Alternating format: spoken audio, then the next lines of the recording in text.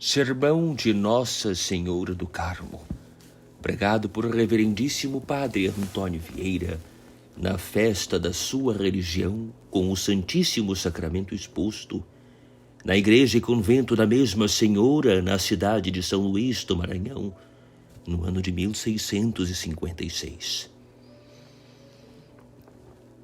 Diz Honorati a propósito deste sermão, que é um engenhosíssimo panegírico da Ordem do Carmo, bem fundado em teologia e muito eloquente, e que a conclusão tem novidade muito acomodada ao argumento e não impróprio do sermão encomiástico. Beatus venter qui te portavit, et ubera quae succisti, qui nimo beati qui audiunt verbum Dei et custodiunt illud. Notável coisa é, e não sei se notada na história evangélica, que todas as vezes que a Cristo lhe falaram no nascimento de sua mãe, sempre o Senhor respondeu com o nascimento de seu pai. Pediu à mãe dos Zebedeus as 2 cadeiras para os filhos, pelo parentesco que tinham com Cristo por parte de sua mãe. E logo o Senhor respondeu com o nascimento de seu pai. Non est meum dare vobis, sed quibus paratum est a Patre meu. Não está em mim dar-vos o que pedis, porque já esse despacho está decretado por meu Pai. Pregando Cristo outra hora no templo de Jerusalém, disseram-lhe ao Senhor que estava fora de sua mãe e que o buscara, e logo respondeu da mesma maneira com o nascimento de seu pai. Quicumque fecerit voluntatem Patris mei qui in celis est, ipse meus frater et soror et mater est. Quem fizer a vontade de meu Pai que está no céu, esse é minha mãe e todos os meus parentes. Quando a mesma senhora achou a seu filho perdido de 3 dias entre os doutores, declarou-lhe o amor e a dor com que o buscava, dizendo: Fili, quid feciste nobis sic? Filho, por que nos tratastes assim? E até nesta ocasião respondeu também o Senhor com o nascimento de seu pai. Nescia varis quia in hisque Patris mei sunt portet me esse. Não sabeis que me importava assistir ao serviço de meu pai?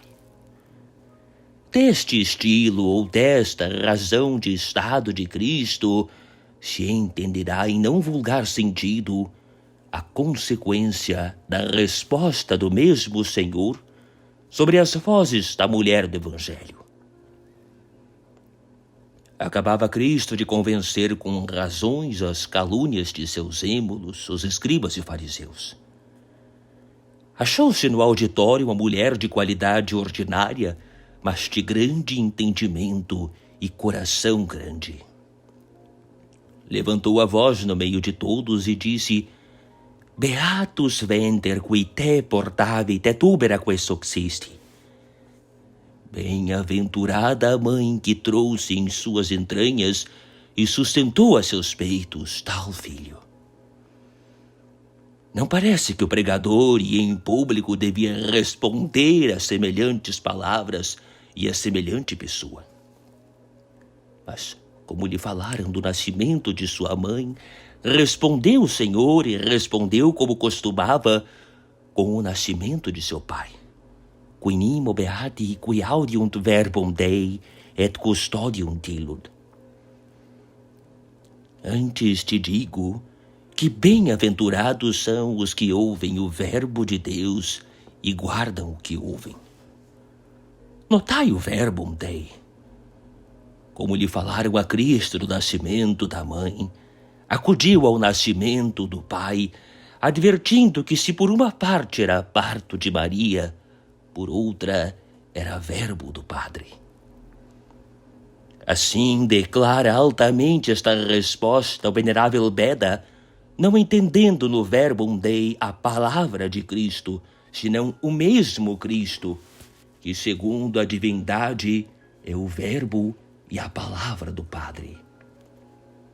Non autem tantum modo eam, ue verbum Dei corporaliter generare meruerat, sed omnes qui idem verbum spiritualiter audire, fide concipere, et boni operis custodia, vel in suo, vel in proximorum corde parere, et quasi alere studuerint asserit esse beatos.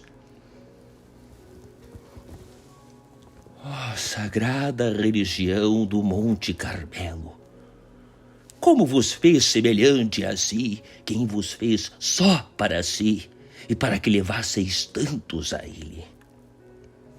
Tudo isto fazia Cristo para introduzir nos ânimos dos homens a fé de sua divindade e ensinar ao mundo que assim como havia nele duas naturezas, assim tinha dois nascimentos.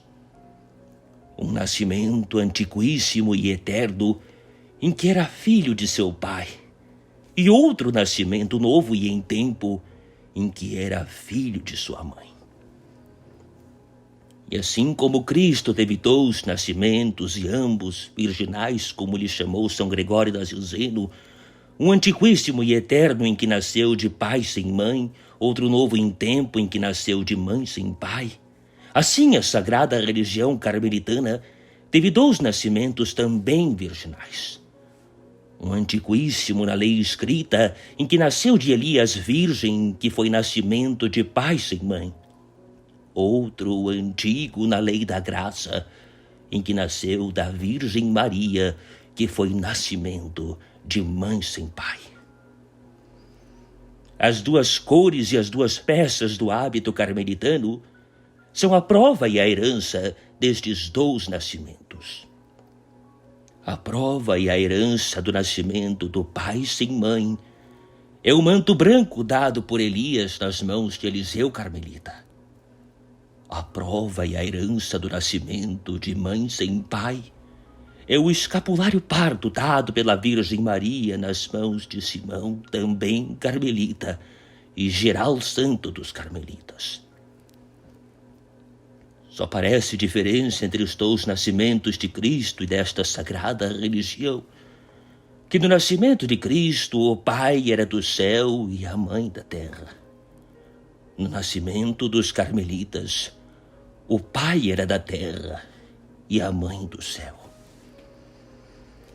Mas nesta troca do céu e terra, tinham tanto de celestiais estes nascimentos e tanto de celestiais estas duas peças ou divisas do hábito carmelitano, que a mãe trouxe o escapulário descendo do céu à terra, e o pai lançou o manto subindo da terra ao céu.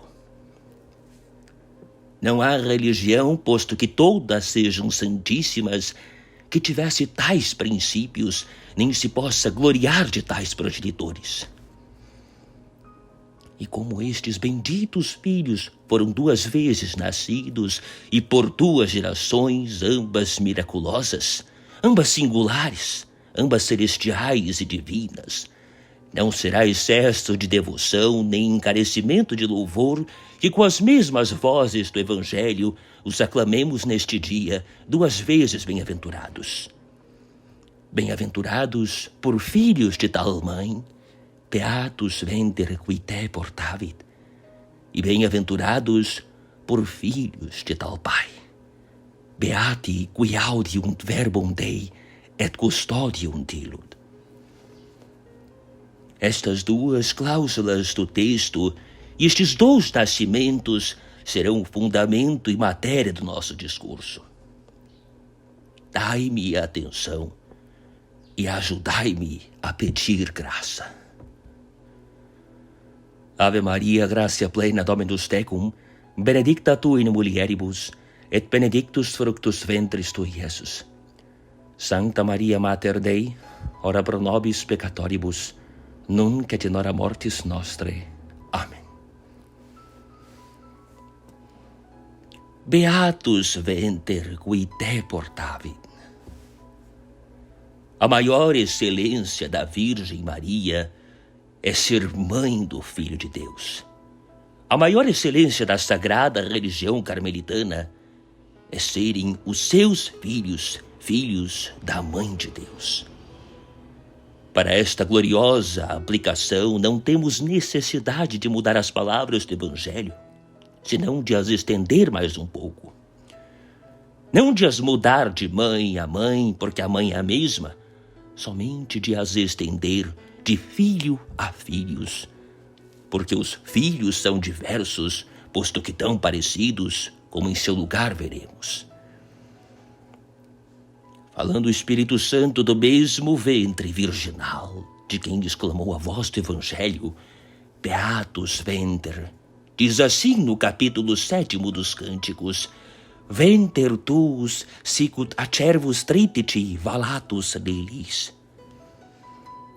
Vosso bendito ventre, Senhora, é como monte de trigo cercado de lírios. Não reparo nos lírios nem no trigo, reparo no monte. Os lírios de Santo Ambrósio denotam a pureza virginal do ventre santíssimo. O trigo é o filho que nele dele nasceu, como disse o mesmo Cristo, nisi granum frumenti cadens in terram. Basta aqui mesmo nasce a dúvida. Porque se o trigo é um só grão, granum frumenti, como é um monte de trigo, acervus tritici? O ventre bem-aventurado e o ventre cercado de lírios, de que fala um e outro testamento, é o mesmo ventre virginal. Pois se o trigo que nele e dele nasceu é um só grão, como é um monte? E se o grão é Cristo, o monte, que monte é? É um monte do Carmo, porque o grão de trigo e o monte de trigo, ambos são partos do mesmo ventre, ambos são filhos da mesma mãe. Assim o definiu e declarou o supremo oráculo da Igreja, o Papa Sisto IV. Ouvi as palavras que são notáveis. Venustissima Virgo Maria, ue Dominum nostrum Iesum Christum admirabili cooperante virtute Spiritus Sancto genuit, ipsa produxit ordinem Beate Mariae te Monte Carmelo. A formosíssima Virgem Maria, que por virtude admirável do Espírito Santo gerou a nosso Senhor Jesus Cristo, essa mesma Virgem produziu a ordem de Nossa Senhora do Monte do Carmo. De sorte que o grão de trigo e o monte, ambos são parto do mesmo ventre, porque a mesma e única mãe que gerou um filho produziu os outros. Quando gerou a Cristo, Beatus Venter qui te portavit, quando produziu a religião do Carmo, Venter tuus sicut acervus tritici. Ali um só filho, aqui muitos filhos. Mas no filho que gerou e nos filhos que produziu, sempre a mesma mãe.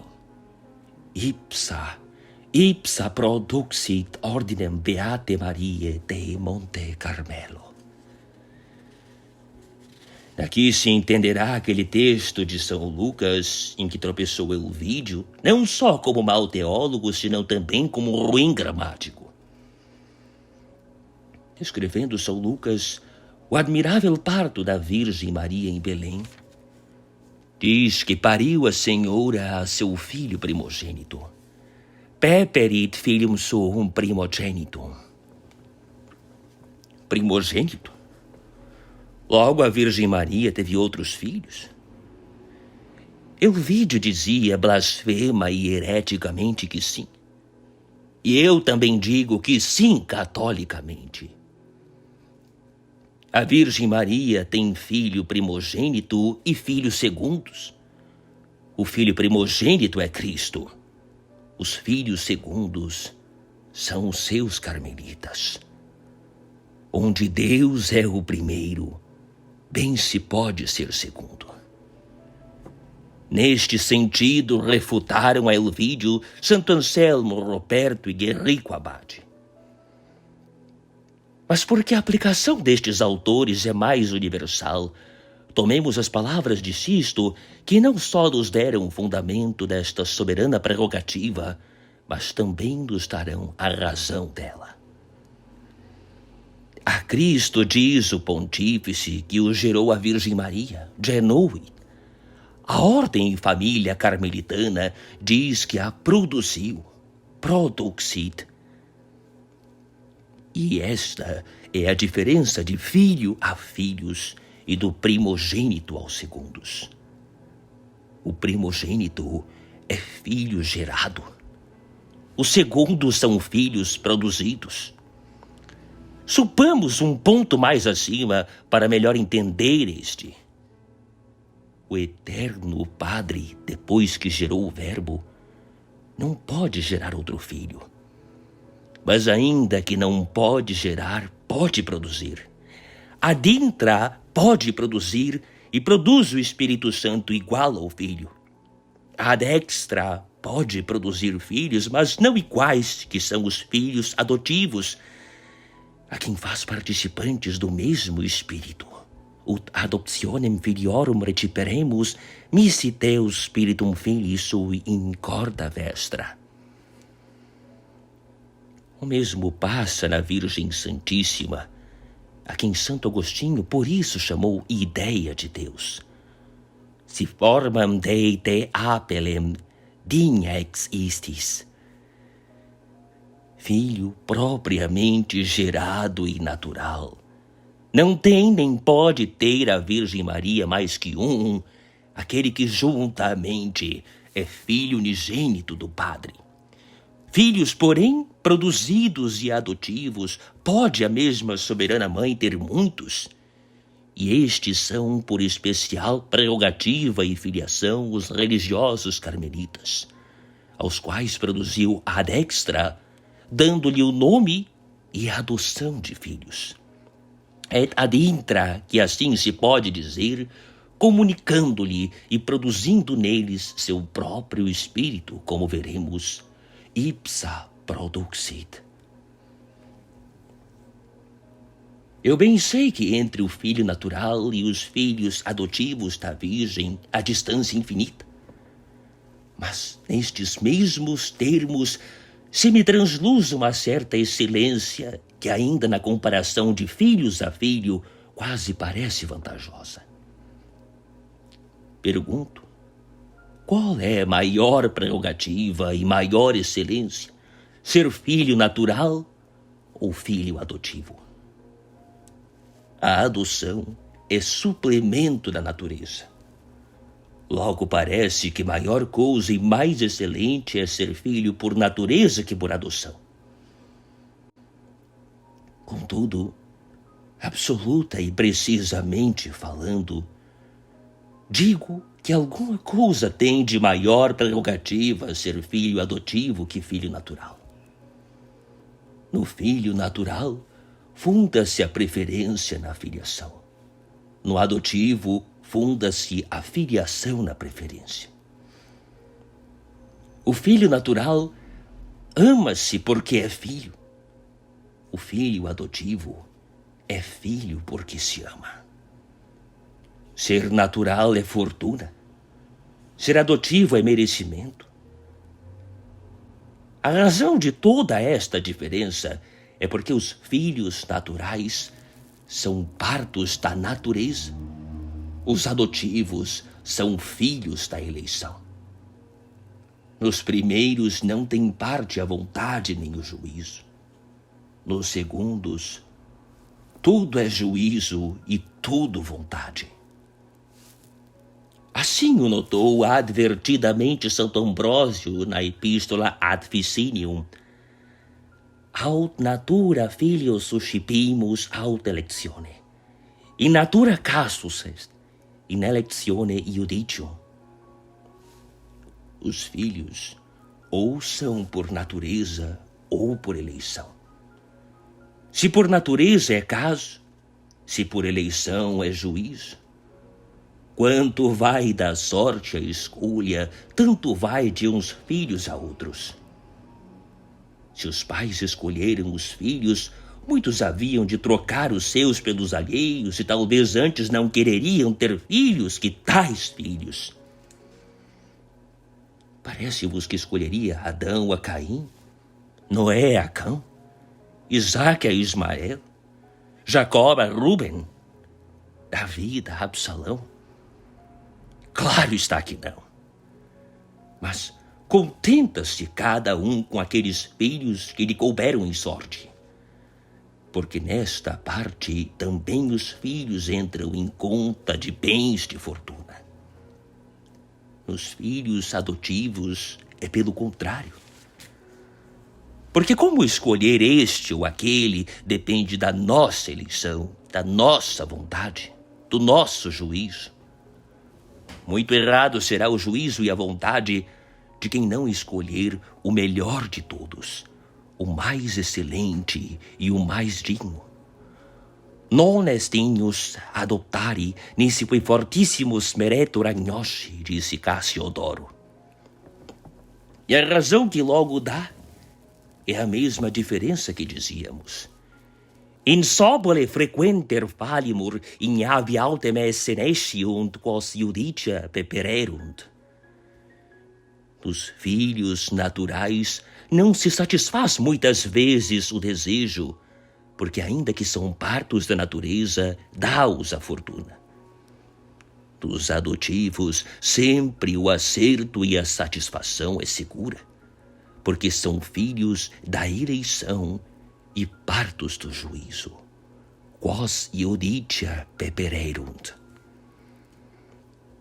Tal é, ou quase tal, com ser infinita a distância das pessoas, a diferença que se acha gloriosamente entre o filho natural e estes filhos adotivos da Virgem Maria. O natural e os adotivos, um e outros, são filhos da mesma mãe. Mas Cristo, filho das entranhas de seu corpo, beatus venter qui te portavit. Os carmelitas, filhos das entranhas do seu filho. Quos iudicia pepererunt. A maior excelência da Virgem Maria, e como lhe chama Santo Anselmo, estupenda, é que Maria e Deus sejam pais do mesmo filho. E a maior que se pode dizer desta sagrada religião é que os carmelitas de Cristo sejam filhos da mesma mãe. Nem Deus podia fazer mais a Maria que dar-lhe a seu filho por filho. Nem Maria podia fazer mais aos carmelitas que dar-lhe a seu filho por irmão. E ainda que Cristo é filho natural da mesma mãe, eles filhos adotivos, a filiação natural é parto do corpo, beatus venter. A filiação adotiva, parto do juízo, quos iudicia pepererunt. Não sei se me atrevo a dizer nesta diferença, qui nimo beati. Mas vede, benditos padres, de que juízo sois filhos. Não sois filhos do juízo de Jacó, como Manassés e Efraim, nem do juízo de Augusto ou Trajano, como seus adotivos, mas filhos do juízo da Mãe de Deus. Vós e os pensamentos da Mãe de Deus sois filhos do mesmo juízo. Vede se vos pode faltar a sua memória, sendo irmãos legítimos de seus pensamentos. Só o Verbo eterno é filho de melhor juízo que vós, porque ele é gerado pelo entendimento de seu Pai, e vós pelo juízo de sua mãe. Mas passemos do juízo à vontade, que é a outra parte da alma que concorre para a adoção ou geração dos filhos adotivos. Falando Santiago na adoção e dignidade de filhos de Deus, a que somos levantados pelos merecimentos de Cristo, nota muito o apóstolo e pondera como coisa particular que neste modo de geração nos gera Deus voluntariamente. Voluntarie genuit nos verbo veritatis. A circunstância de voluntária é transcendente e universal em todas as obras de Deus e em todos os benefícios naturais e sobrenaturais que de sua liberalidade recebem os homens. Voluntariamente nos criou, voluntariamente nos remiu, voluntariamente nos conserva, sustenta e governa, e tudo quanto faz ou não faz é voluntariamente. Pois se a vontade e o voluntário de Deus é tão inseparável de todas as suas ações, como nesta da geração dos filhos adotivos faz tanta reflexão Santiago e carrega com tanto peso em ser voluntária. Voluntária genuit nos. Das mesmas palavras do apóstolo tirou São Fulgêncio a razão da diferença. Já antes a tinha tocado Santo Atanásio e é digna de ambos. De 3 coisas fez menção o apóstolo naquelas palavras: do voluntário, da geração e do verbo. Voluntarie genuit nos verbo veritatis. Diz agora São Fulgêncio: nos Deus voluntarie genuit, quia voluntas generationem precessit, in unigeniti autem generatione nulla generantis precessit voluntas, ubi sine initio naturale permanet eterna nativitas. A geração eterna com que o Padre gera o Verbo não é nem pode ser voluntária. Porque o Filho é gerado pelo ato de entendimento com que o Padre se conhece e compreende a si mesmo, antecedente a todo o ato da vontade. E como a geração do Filho natural não é voluntária nem livre, senão necessária, por isso o apóstolo, quando falou na geração dos filhos adotivos, carregou tanto na circunstância de ser voluntária. Voluntarie genuit nos, mostrando a diferença e contrapesando a desigualdade, como se dissera, ainda que Deus não pode gerar mais que um filho natural, pode contudo e gera muitos filhos adotivos. E posto que estes não têm o mesmo ser, os mesmos atributos e a mesma igualdade com Deus, tem, porém, uma circunstância com que muito se contrapesa essa desigualdade. Porque se a geração adotiva tem de menos o não ser natural, tem de mais o ser voluntária. E esta circunstância de ser voluntária de tanto peso e tanto preço, que quase se supre o excesso da primeira geração com o voluntário da segunda. Na primeira, dá o Padre ao Filho natural todo o ser divino, mas sem concurso da vontade. Na segunda, dá o mesmo Padre aos filhos adotivos só a participação desse ser, mas voluntariamente. Voluntarie genuit nos. Não me detenho em aplicar à mãe o que tenho dito do Pai, porque vou por diante. Perguntam os teólogos se Cristo é filho natural de Deus ou filho adotivo. Enquanto Deus e enquanto Verbo, não há dúvida que é filho natural. Enquanto homem, Escoto e muitos outros disseram que era filho adotivo. Mas a conclusão mais comum, mais recebida e mais certa com Santo Tomás é que também, enquanto homem, é filho natural. Daqui se segue que Cristo é 2 vezes e por 2 modos filho natural de Deus, uma pela geração eterna, outra pela geração temporal. Mas Por que a razão quis Deus que seu Filho unigênito e natural fosse 2 vezes seu Filho, e como não contente com o ter gerado uma vez, o quis gerar outra? Porque, ainda que na primeira geração estava satisfeita a natureza, parece que não estava satisfeito o amor. E para satisfação do mesmo amor, não só quis que fosse filho seu por natureza, senão filho por natureza e por eleição. Uma vez filho natural com todas as propriedades de natural, e outra vez filho natural, mas com alguma propriedade de adotivo. Na primeira geração do Filho de Deus, como vimos, não teve parte alguma vontade, porque foi geração necessária e não livre. Pois para que a vontade e o amor tenha também parte na geração do Filho, torne-se o Filho a gerar outra vez, e assim como é filho natural por natureza, seja também filho natural por eleição. Foi pensamento altíssimo de Santo Hipólito, em umas dificultosas palavras, em que parece que ainda diz mais. Mas só isto é o que disse e quis dizer. Quale mititur filium suum Deus per carnem missit nisi verbum, quod a principio scilicet filium vocabit, quia futurum erat ut ortum caperet. Et cum filius vocatur commune nomen amoris serga homines sumit, nec enim verbum per se, et sine carne perfectus filius erat, cum tamen perfectum esset verbum unigenitus.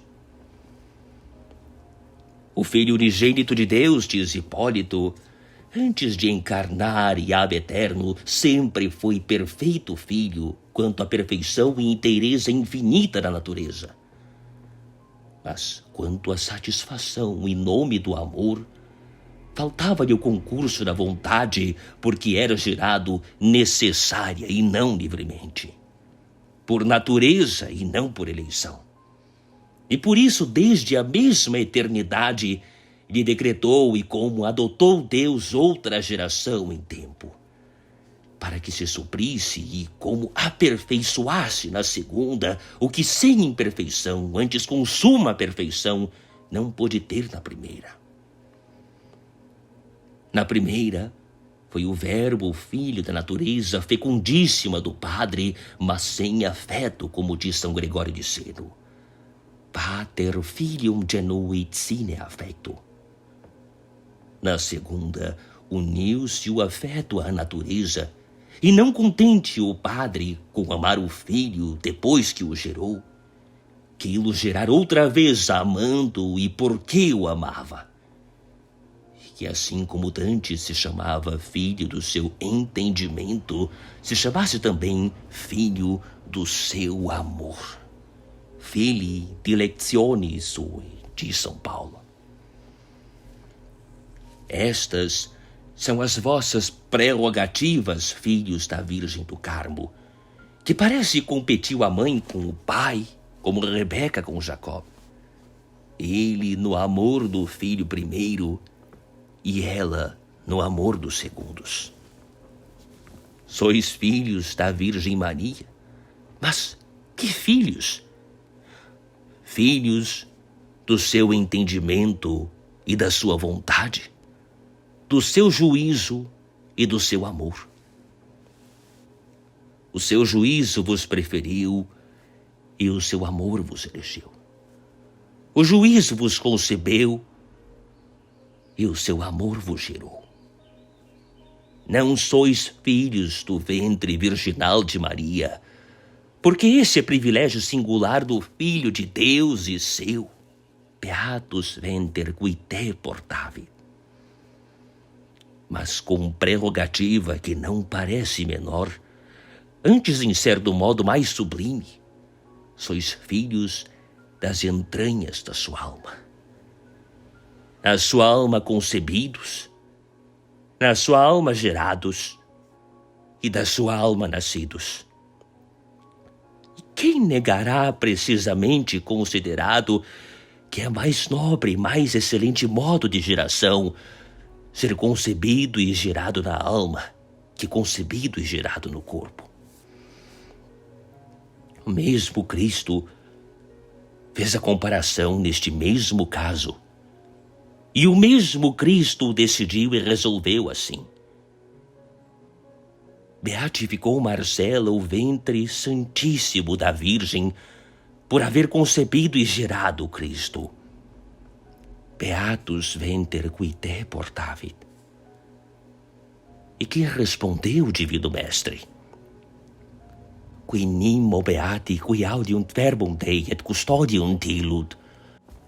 Antes te digo que mais bem-aventurados são os que me concebem e geram no coração e na alma, ou seja, minha mesma mãe ou qualquer outra. Este é o natural sentido daquelas palavras, como expõe Santo Agostinho e todos os intérpretes. De sorte que de 2 modos concebeu e gerou a Virgem Maria a Cristo.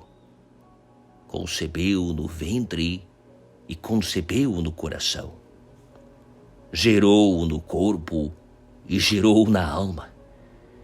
E este segundo modo de conceber e gerar foi muito mais nobre e muito mais excelente que o primeiro. Felicius Christum corde quam ventre gestavit, de Santo Agostinho.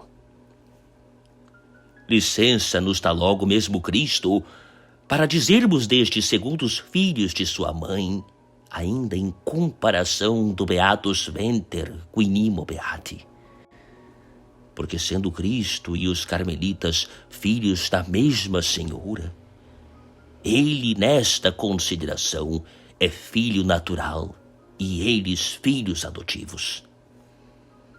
Ele concebido no ventre de Maria e eles no coração. Ele no corpo e eles na alma, porque são filhos do seu juízo e do seu amor. Muito parece que tínhamos dito se a universalidade deste grande privilégio lhe não tirar o preço de raro e a estimação de singular. Vejo que me estão dizendo os doutos e muito mais os interessados que ser filhos adotivos da Virgem Maria não é prerrogativa particular desta só religião, senão de muitas outras congregações e comunidades aprovadas também pela Sé Apostólica, que debaixo do mesmo nome servem e veneram a Mãe de Deus. Estes são os primeiros e maiores opositores. Os segundos são todos os devotos da mesma Senhora que com particular afeto e obséquio se lhe têm dedicado. Porque ninguém a quis receber por mãe que ela o não aceitasse por filho. Quando Cristo na cruz disse a São João, Ecce mater tua, acrescenta logo o mesmo evangelista, et ex illa hora accepit eam discípulos in sua. Ou como outros leem, em suam, que desde aquela hora a recebeu o discípulo por sua. Onde é muito de notar que da parte de João diz o texto que recebeu a Senhora por mãe, mas da parte da Senhora não diz que o aceitou por filho. Pois se diz que ele a recebeu, por que não diz que ela o aceitou? Porque não era necessário dizer-se. Tanto que recebemos a Virgem Maria por mãe, logo ela nos aceita por filhos, sem ser necessária outra declaração. Expressit quod magis tubium esse poterat, tacuit quod minus erat tubium, comenta Salmeirão. A dúvida está em nós a querermos por mãe. Em a benigníssima Senhora nos aceitar por filhos, não há dúvida. Que grande consolação para todo pecador. Mas ainda temos mais opositores, que são todos os fiéis, quaisquer que sejam, porque todos os cristãos são filhos da Mãe de Cristo. E assim o dizem Santo Agostinho, Orígenes, Santo Anselmo, Ruperto e outros muitos padres. A razão é porque pela união da fé e pela regeneração do batismo, todos os fiéis somos membros de Cristo, que é a cabeça deste corpo místico. E a mãe de Cristo é mãe de todos seus membros. Ipsa unica Virgo Mater, esse Patris unicum genuisse gloriatur, eundem unicum suum in omnibus membris eius amplectitur, omniumque in quibus Christum suum formatum vel formari cognoscit matrem se vocari non confunditur, diz Guerrico. E Gilberto Abade, ainda com palavras mais breves e mais vivas: Mater Christi, mater est membrorum Christi, unde etiam ab omnibus mater appellatur, et ab omnibus curto debito ut mater honoratur. Pois se todos os cristãos, se todos os devotos da Virgem, se todos os que por instituto se dedicam a seu serviço debaixo do nome patrocínio de Maria Santíssima são e se chamam verdadeiramente filhos desta Senhora, que prerrogativa é esta da religião carmelitana que tanto até agora encarecemos? Se eles só foram filhos da Mãe de Deus, era uma soberania singularíssima e serem a exceção de todos os homens. Porém, sendo esta mesma graça de tantos, é grande, é excelente, é gloriosa, sim. Mas parece que não tem nada de singular. Antes, por isso mesmo digo que é singular e singularíssima. Porque serem eles os filhos da Senhora, quando a Senhora é mãe de tantos e tão ilustres filhos, essa é a prerrogativa que não tem par. Não há coisa que mais me admire na história evangélica que ver a pompa amorosa e estilo singular com que São João Evangelista, calando o nome próprio com que nomeia os outros apóstolos, quando fala de si, se chama sempre o discípulo amado. Discipulum quem diligebat Jesus. Tem de mão a águia divina, e Pedro, e André, e os demais não são discípulos de Jesus? Sim, são, e primeiro discípulos que vós. E Pedro e André não são também amados? Sim, são, e primeiro amados, primeiro escolhidos, primeiro chamados. Pois se os outros apóstolos também são discípulos e discípulos amados, que exceção ou que prerrogativa é esta de que tanto vos prezais? É a maior e a mais singular que podia ser. Se não houvera outros discípulos e outros amados, não era tão excessivo louvor. Mas havendo tantos discípulos e tantos amados, que João seja o discípulo amado. Essa é a glória singularíssima de João. Não está a singularidade em ser só, nem a grandeza em ser grande. Entre muitos ser o só, e entre grandes ser o grande. Essa é a singularidade. O mesmo digo dos filhos de Maria. Mas quero que primeiro nolo diga o mesmo João.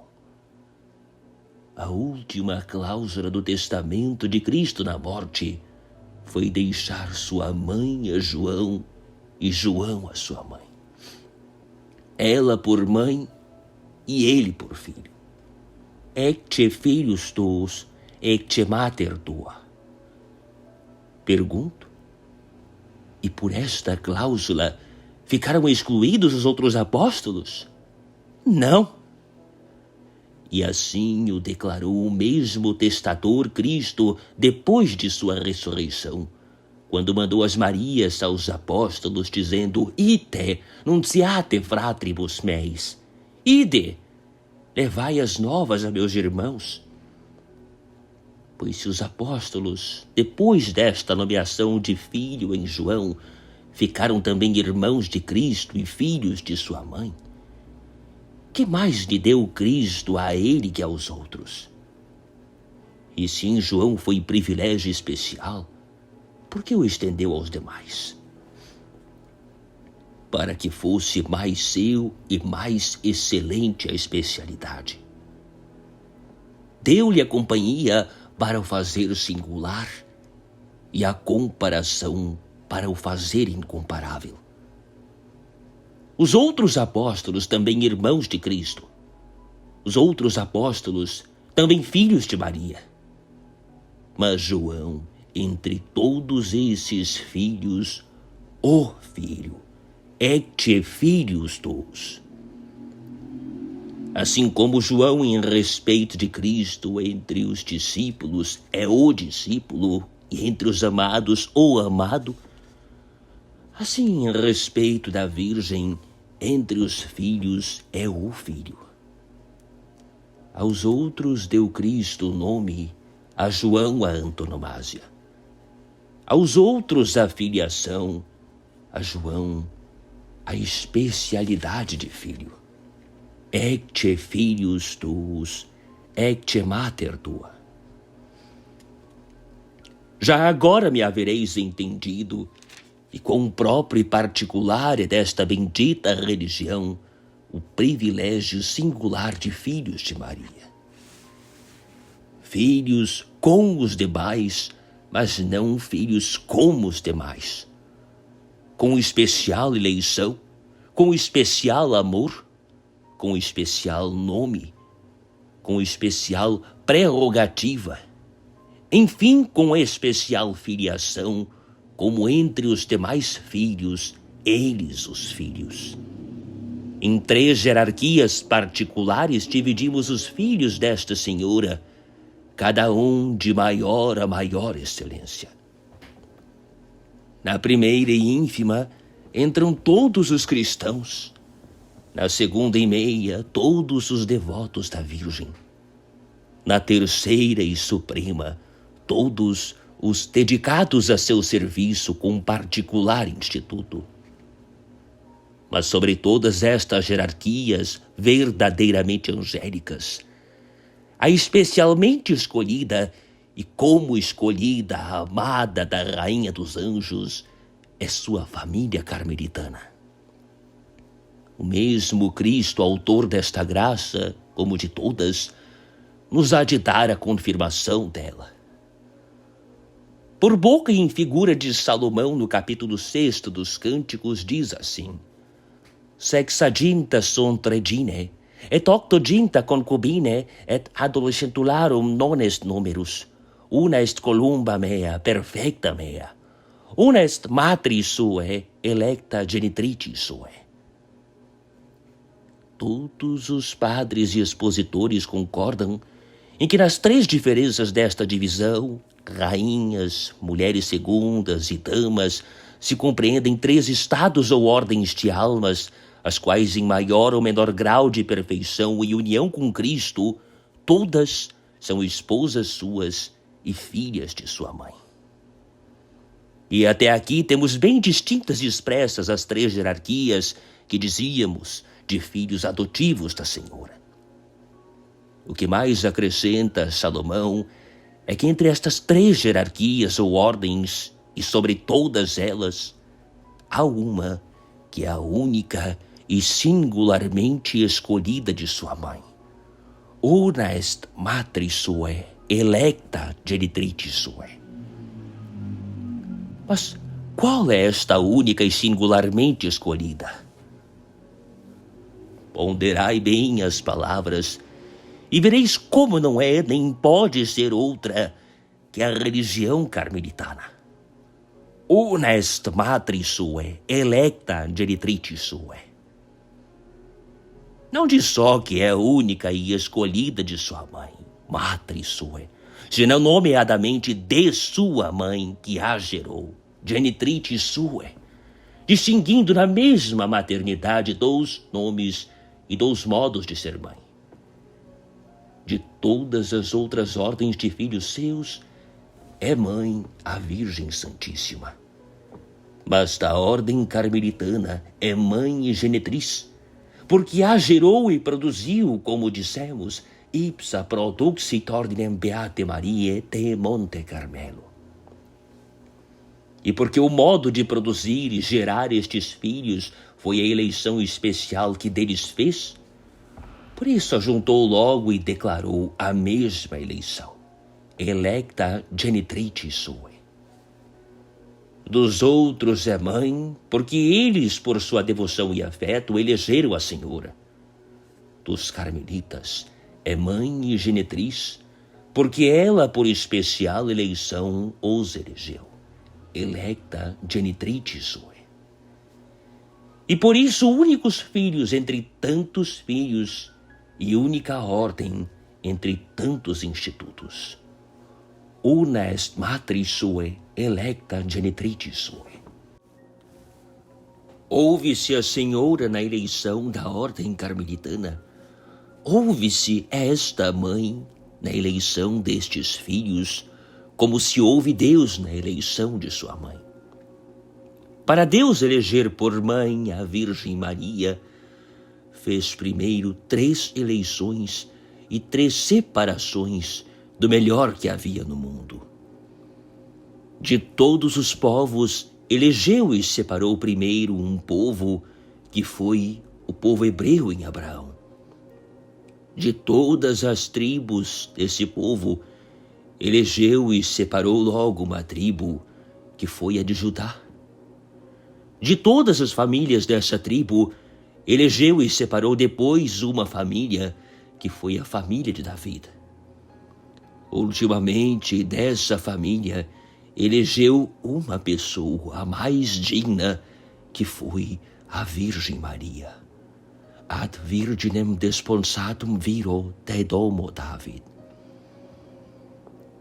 O mesmo fez a Mãe de Deus na eleição destes filhos, para que entre todos os seus filhos, eles fossem os únicos e o escolhido dos escolhidos. Ora est matris sue, electa genitrice sue. De todos os povos e gentes do mundo, escolheu o povo cristão, que são os seus filhos por fé.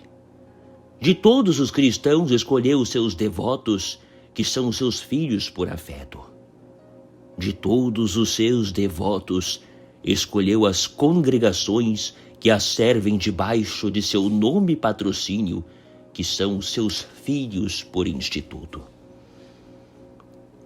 E, finalmente, de todos os institutos passados, presentes e futuros, escolheu a ordem do Monte Carmelo, para que ela fosse a única e escolhida entre todos os outros filhos e sobre todos eles sua. Matris sue, electa genitrice sue.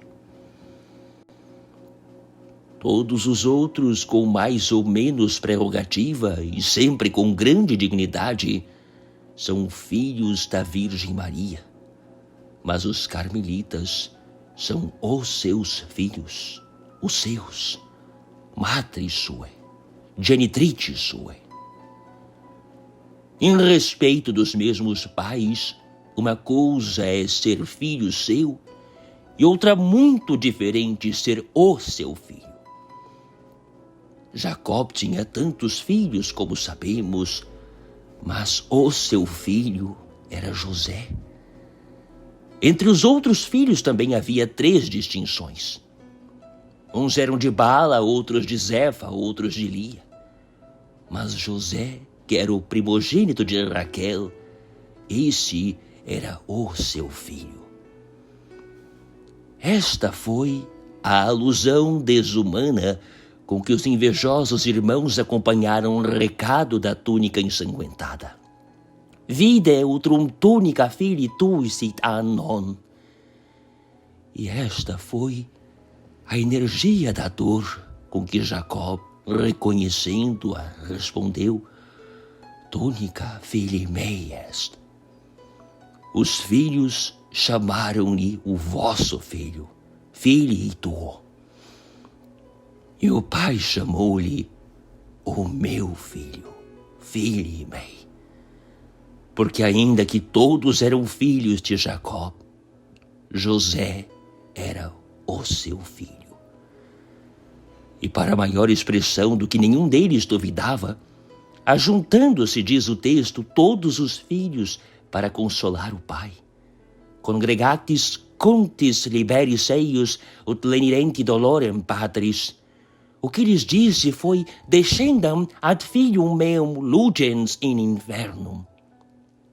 Não quero outra consolação senão a morte, para ir buscar e ver a meu filho.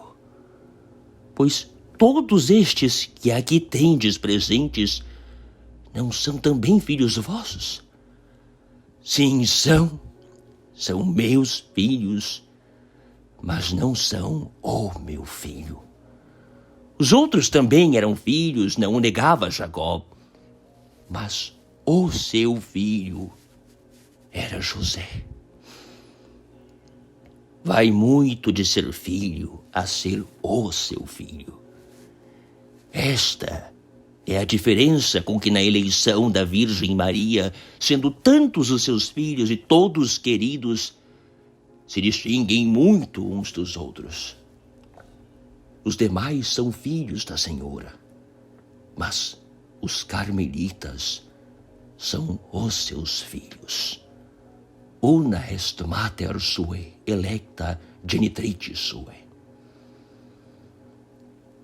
Sem nos apartarmos da história de José, mostrarei o instrumento autêntico e o padrão firmíssimo desta diferença.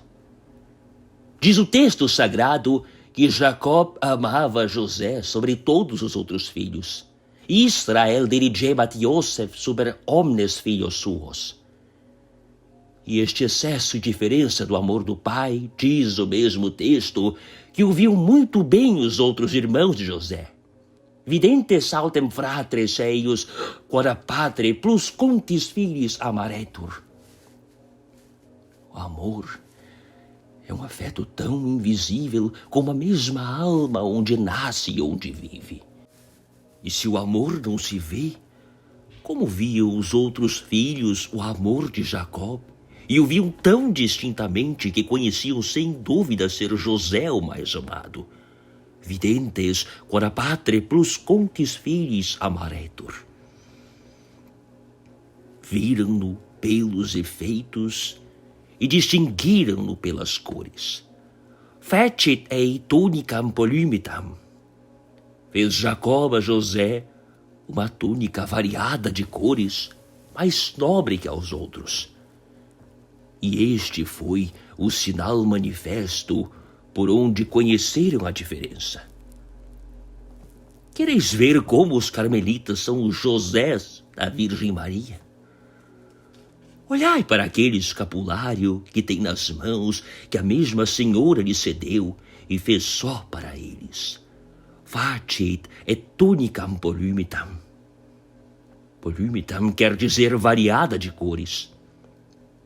Aquelas duas faixas tiradas das guarda-roupas do céu com que a Senhora variou o hábito branco de Elias são o caráter do seu amor e o sinal visível de serem estes filhos entre todos os outros os seus. Bem sei que não foi só Jesus o invejado pela singularidade do vestido. Muitas línguas e penas houve que quiseram escurecer a impugnar esta glória e dispor dela aos religiosos carmelitas, como os invejosos irmãos despiram a túnica a José. Mas já não podem ladrar estes cérberos, porque lhes tapou a boca a igreja com tantas bulas dos sumos pontífices. Declararam e confirmaram esta verdade Alexandre V, Clemente VII, Paulo III, Paulo V, Gregório Décimo Tércio e outros. E primeiro que todos, João 22, ao qual apareceu a mesma Senhora e lhe revelou que seria promovido ao pontificado com condição e promessa que confirmaria a certeza e privilégios do seu escapulário, a que o mesmo pontífice chama Habitus Sancti, Senhor. Quis a Virgem, depois de dar esta prenda aos carmelitas, torná-la a reconhecer por sua e dizer como Jacob: Ecce túnica filii mei. Esta é a túnica dos meus filhos. Que muito logo que haja invejosos, deixai-os que têm muita razão. Eu estou muito bem com as invejas bem-nascidas, ainda entre os filhos dos mesmos pais. Invejou Caim a Abel, e por que o não havia de invejar? Invejou-lhe o ser mais bem visto de Deus, e teve tanta razão como não tem nenhuma os que invejam outras coisas. Só a graça de Deus se há de invejar, e depois dela, que sempre andam juntas, a graça da Mãe de Deus. Por que não havia de invejar ao filho segundo outro irmão, se viu que o pai o vestia com primeira estola? Properte stolam primam. Se aquela é a primeira estola da Mãe de Deus, por que não hão de ser invejados estes filhos? Eles são os filhos segundos da Virgem em respeito de Cristo, e a sua estola é a primeira em respeito de todos os outros filhos.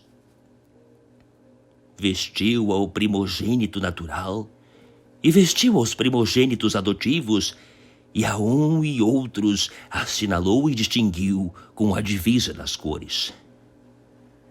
Quando lhe perguntaram à Senhora qual era o seu amado sobre todos, qualis est electus tuus ex dilecto, respondeu que era branco e encarnado, escolhido entre milhares. Dilectus meus candidus et rubicundus electus ex minibus. Ao Filho amado sobre todos, vestiu do encarnado da humanidade sobre o branco da divindade. Aos filhos amados sobre todos, vestiu-os do parto seu sobre o branco de Elias. No capítulo 19 do terceiro livro dos Reis, lançou Elias o manto sobre Eliseu, que foi deitar-lhe o hábito da sua religião, como dizem grandes expositores daquele lugar. E se provou logo com a renunciação que Eliseu fez de seus bens e da casa de seu pai, seguindo sempre e obedecendo a Elias. Dali a tempos, como se conta no quarto livro, capítulo 2, despediu-se Elias de Eliseu, dizendo-lhe que pedisse o que queria. E pediu que se dobrasse nele o seu espírito. Fiat in me spiritus tuus duplex. Respondeu Elias que era coisa difícil a que pedira, mas que lhe seria concedida com condição que o visse quando se ausentasse dele, si videris mei quando tollar a te. Aparece nisto o carro do fogo, voa Elias pelos ares, rasga Eliseu as suas vestiduras, scidit vestimenta sua. E depois levantou e tomou para si a capa de Elias, que lhe tinha caído lá de cima, quando ia voando. Levavit palium Elie quod cecideratei. Infinitas coisas havia que ponderar neste famoso sucesso. Primeiramente, parece demasiado desejo e ainda atrevimento pedir a Eliseu o espírito de Elias dobrado. Quanto mais que nem ele lhe podia dar o seu espírito, e muito menos o que não tinha. E se Deus lhe havia de dar esse espírito, que importava que Eliseu visse ou não visse a Elias depois de arrebatado e partido? E se Eliseu já tinha o hábito de Elias, para que lhe deita segunda vez? E se lhe queria dar, por que lhe não deu na terra enquanto estava com ele? E finalmente, por que rasga o seu vestido, Eliseu, ficando com um e outro, com o seu rasgado e com o caído do céu inteiro? Tudo isto não foi mais que uma figura profética do que depois havia de suceder à religião carmelitana que em Eliseu como em cabeça se representava. Pediu profeticamente Eliseu que se lhe dobrasse o espírito, porque o espírito que tinha recebido na lei escrita se lhe havia de dobrar e aperfeiçoar na lei da graça, mas não por meio de Elias. Prova-se do mesmo texto, porque quando Elias a primeira vez lançou o manto sobre Eliseu, disse-lhe que ele tinha feito de sua parte quanto podia. Quod enim meum erat feci tibi. Logo não era Elias o que lhe havia de dar segunda vez o hábito, nem o que lhe havia de dobrar o espírito.